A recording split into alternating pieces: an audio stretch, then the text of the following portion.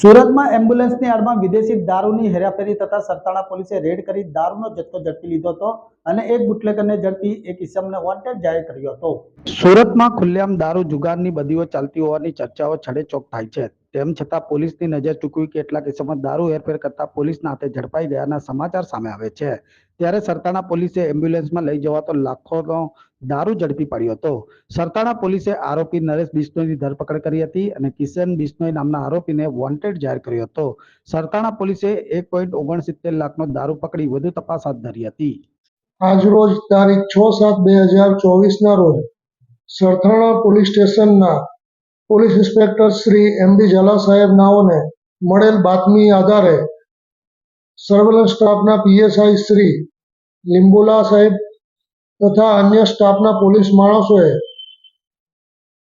એક પરપ્રાંતીય વિદેશી દારૂનો ગુનો રજીસ્ટર કરેલ છે.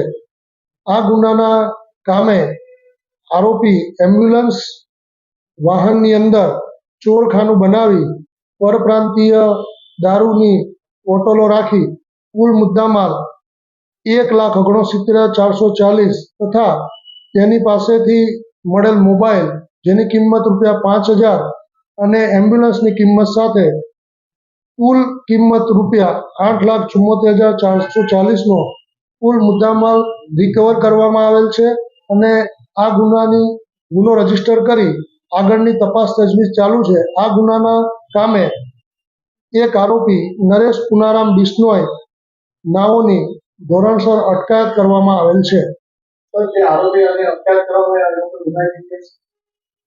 ઉપરોક્ત આરોપીનો હાલ કોઈ ગુનાહિત ઇતિહાસ જણાઈ આવેલ નથી.